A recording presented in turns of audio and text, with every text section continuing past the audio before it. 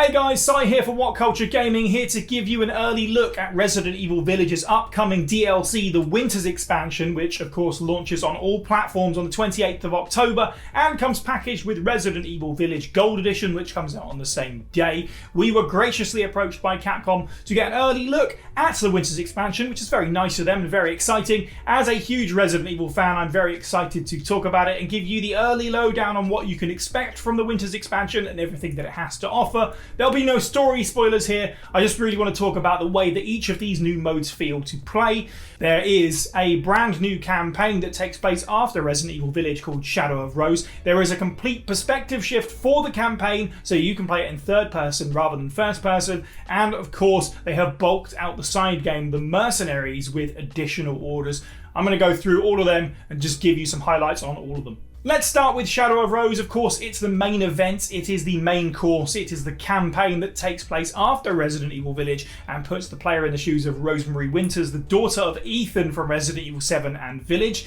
It is very much a follow-up and it's very much a Winters family tale, which Capcom have said themselves that this DLC kind of represents the end of the Winters family story. As such, it's very laser focused on that family, who those characters are. It's really nice to get to play as Rose and experience her supernatural powers, but of course don't expect any huge lore ramifications for upcoming games probably, and no appearances from anything from other projects like 2 or 3. This is all about the story that Capcom have been playing out from 7 up to the present day. And it's a great example of one of those things where you tweak some stuff and suddenly you've got a fresh experience. Of course, Rose has these superpowers. She can freeze enemies and get through obstacles using her powers, and she's exploring Castle Dimitrescu, which has got new puzzles to solve and even some new rooms and remixed rooms, which is always nice. Speaking as someone who has played Village a ton from start to finish, it's always good to be able to go back into these locations and have kind of new experiences with them. The new enemies that Rose faces are terrifying as well, by the way. They make some horrific sounds. They're going to be right up there as some of the most terrifying monsters in Resident Evil history. And speaking of terrifying, I won't get into the specifics, but the second half of this DLC is something else. It's really, really cool to see Capcom continuing the trend from Resident Evil 7 and Village a little bit with horror. Obviously, that's something that was absent from the series for quite a long time, unfortunately, but the last few games have really brought it back a bit. And this DLC might well be more horror-focused than Village's base game. Village was quite broad with the things that it was trying to get across, in, not necessarily a bad way, but this DLC seems to be focused on really chilling the player's bones. In terms of barreling through the thing, I got through Shadow of Rose in about 2 hours and 45 minutes, so of course your mileage may vary there depending on whether you think that's a worthy amount of time or not. Of course, that's not all that the Winter's Expansion offers, but it is the main event, so maybe it's a little bit lacking. Of course, Resident Evil thrives on replayability, and there is, of course, the possibility of going through this on higher difficulties, but I don't know. I don't think there's going to be a whole lot there that you get different from playing it over and over again. The story's good, the cutscenes are great, the stuff that it does is really solid,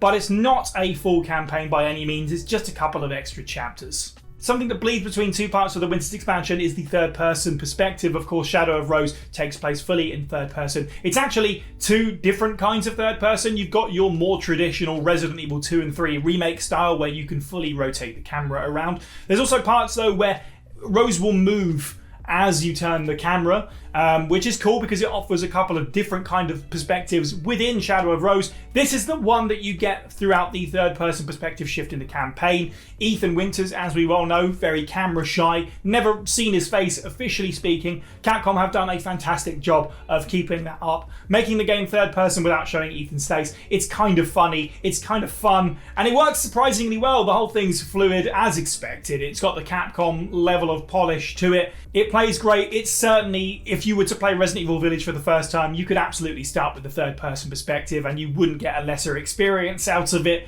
Of course, many people will be playing it like that for the first time for accessibility reasons, so if nothing else, we should just be glad that this exists. I'd be lying to you if I said that it felt like it's the right way to play or even on par with the first person perspective. It's very clear this is the alternate mode. Not that there's necessarily anything wrong with that, but when you're going in and out of cutscenes, you do zip into Ethan's eyes and then come back out again, which I guess could be a little bit distracting, but knowing that that's the way the game was originally designed, and this is just kind of like a very impressive experiment, there's nothing necessarily wrong with that. What's interesting is that the perspective shift actually makes everything feel a little bit faster. I don't know if that's something that's all in my head and I've just made it up or not, but it definitely for sure changes up the combat in a big way.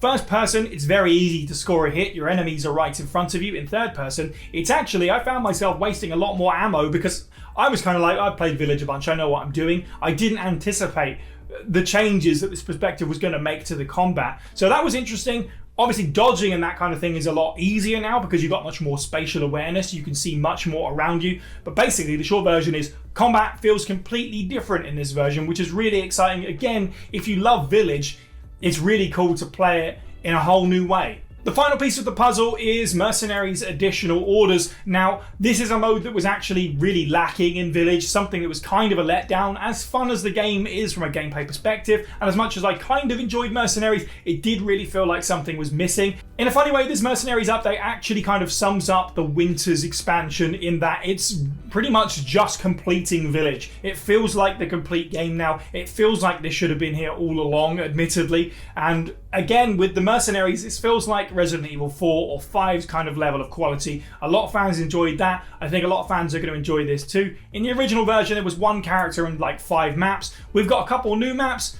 Admittedly, they go to similar places, but they are interesting. And of course, the 3 new characters, which are so much fun to play as. Chris Redfield, punching everything in sight. What could be more satisfying? You will certainly laugh playing as Lady D the first time as well, towering over enemies. That's just incredible. And Heisenberg seems like this really interesting technical character. He's got a lot going on. All the characters, to be fair, have really got their own playstyles completely, which is good because it makes Ethan feel more special because of it. He's the only character that can heal in a traditional fashion. He's got all of these weapons, whereas Chris punches the crap out of things. Lady D throws a chair and Heisenberg is throwing saw blades around and wielding a giant hammer. It's just insane, wacky fun, and this is what the Mercenaries should have been from the start. Overall, the Winter's expansion is a really worthy DLC package. It's really interesting because it's not just a bunch of like side games and mini games, it's twists on stuff that already exist for the most part, like a new few episodes of campaign. The Mercenaries is much bigger and an entirely new way to play. If you loved Village, you absolutely have to get this. It's definitely worth your time. If you weren't necessarily sold on Village, you might not really get anything out of this. For example, if you're not feeling playing through the entire campaign again, you're not going to get anything out of the third person perspective shift. It's not for you. Maybe you don't like the Mercenaries. That's fair enough. In that case, all you've really got is Shadow of Rose, which, whilst very good, as I said, maybe is a little bit too short if you're putting all that money in just for that campaign. If you're a Resident Evil fan, of course, this is massively exciting. We get a couple more chapters for the Winter's story, which is very welcome. The third-person perspective shift is a game changer, if nothing else. It shows that it can be done. A game can be played in 2 totally different ways, and who knows if that informs the series moving forwards at all. And of course, the Mercenaries, if you just love the gameplay of Village, you just get a lot more out of it this time. But that's what I think about the Winter's expansion coming to Resident Evil Village anyway. Let us know down in the comments below if you're excited for it, and if so, which part of the DLC are you excited for? Make sure you like this video, share it with your friends, subscribe and hit that notification bell. You can follow me on Twitter at Siniac_123, and as always, have a good week.